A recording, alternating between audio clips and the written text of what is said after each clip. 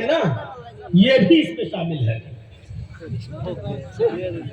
जुमे के दिन लाइन में लोग बैठे हैं और पीछे से कोई आदमी आए और गर्दने चीरते हुए आगे बढ़े, ये भी उसमें शामिल है। किसी को तकलीफ देना इसमें शामिल है। आपको जब पेशाब ज्यादा लगता है तो आप बैठते क्यों बीच में जाकर? अगर शुगर की बीमारी है तो आप बैठते क्यों हैं ऐसी जगह पर? ये सारी चीजें आपको सोचना पड़ेंगी, गौर करना पड़ेगा। ये सारी चीजें इसमें शामिल है। पत्थर पड़ा है, गाड़ी से आप जा रहे होगे चौधरी अपने घर के, होगे मुखिया और सरपंच अपने घर के, अगर रास्ते में पड़े हुए पत्थर पे नजर पड़ गई तो गाड़ी रोको और हटाओ। ये ईमान का हिस्सा है।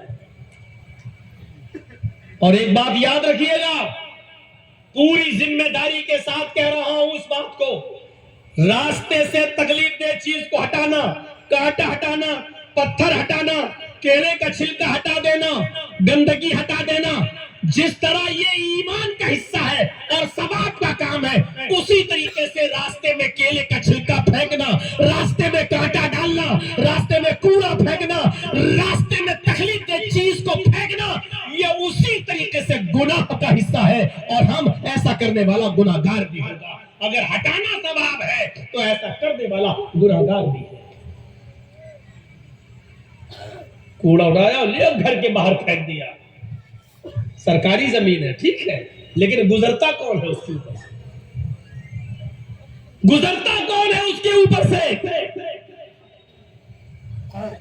इन चीजों को हटाना सवाब है और ईमान का हिस्सा है। केले का छिलका रास्ते से हटाना सवाब है, केले के छिलके को भी सड़क पर फेंक देना गुनाह भी है। ये ना देखो कि सड़क से कौन गुजरता है, जो भी गुजरता है वो इंसान ही है। हम कह रहे हैं इंसान न सही, जानवर ही गुजरे तो क्या वो नहीं फिसल सकते हैं? इस्लाम के अंदर तो जानवरों के भी हुकूक हैं। इस्लाम ने तो इतने हुकूक बयान किए कि मौलाना जर्जी साहब अपने 1.5-2 घंटे की तकरीर में उसका इहाता नहीं कर सकते हैं। अगर आपका घोड़ा 50 किलो का है तो उसके ऊपर कितना सामान ला देंगे? आपका घोड़ा 60 किलो का है तो आप अपने घोड़े पर कितना सामान ला देंगे? आपका घोड़ा 100 किलो का है तो आप उसके ऊपर कितना सामान ला देंगे? आपका गधा कितने किलो का है उसके ऊपर कितना सामान ला देंगे? ये सारी की सारी चीजें मेरे भाइयों शरीयत ने मुतय्यन कर दी है। कंजुल माल जाकर देखो और पढ़ो, ये सारी की सारी चीजें उसमें मिलेंगी। इतने वजन का घोड़ा हो तो उस पर इतने से ज्यादा सामान नहीं ला सकते हो। इस्लाम ने तो जानवरों तक के हुकूक बयान कर दिए, फिर इंसानों के हुकूक क्यों नहीं बयान करेगा?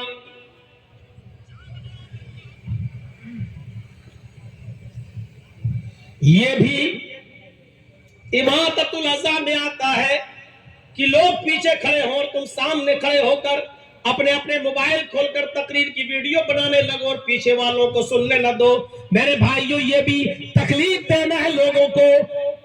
पता नहीं कैसे मेरे जहन में आ गई ये बात जो बोल रहा हूं, ये भी उसका एक हिस्सा है। और अगर किसी को मेरी इस बात से एतराज हो, हदीस से ये मसला निकालने में अगर किसी को एतराज हो तो आकर डिस्कस करे और बात करे। जिस चीज से भी लोगों को तकलीफ पहुंचती है उस चीज से बचा जाए, लोगों को तकलीफ न दी जाए। ये इस्लाम का एक हिस्सा है, ईमान का एक हिस्सा है। ये आप अपने घर को साफ रखते हैं, अपने दिल को भी साफ रखिए। इंसान 2 चीजों के मजमूए का नाम है, याद रखिएगा, कीमती बात बता रहा हूं। इंसान 2 चीजों के मजमूए का नाम है, एक जिस्म और एक रूह। जिस्म और रूह, ये दोनों चीजें जब तक है तब इंसान है। अगर जिस्म है रूह नहीं तो इंसान नहीं, आप कहेंगे मैयत। अभी आप कहेंगे जर्जीज साहब बोल रहे हैं, और जैसे ही जर्जीज के अंदर से रूह निकल जाएगी कहा जाएगा मैयत को लाओ, मैयत को नहलाओ, मैयत को गुस्ल दो, मैयत को कफन पहनाओ, सबसे पहले नाम बदलता है मरने के बाद। जिस नाम के लिए तू मरा जाता है, जिस नाम के लिए तू एक दूसरे की जाने लेता है, जिस नाम को तू बाकी रखना चाहता है, मरने के बाद सबसे पहला तेरा नाम चेंज होता है। घमंड तोड़ दिया।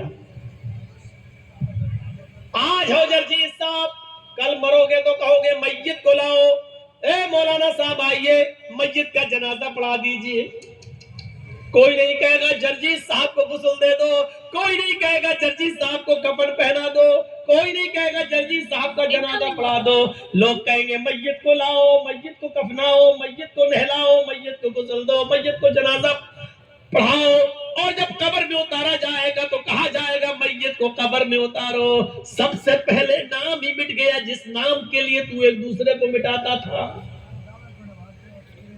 गौर करो, दो चीजों का नाम इंसान है, एक जिस्म और एक रूह। रूह जिस्म में है तो हम इंसान हैं, इसलिए जिस्मों की भी बीमारी है और रूह की भी बीमारी है। जिस्म बीमार होता है, उसको बुखार आता है, उसको खांसी होती है, उसकी आंखें दुखती है,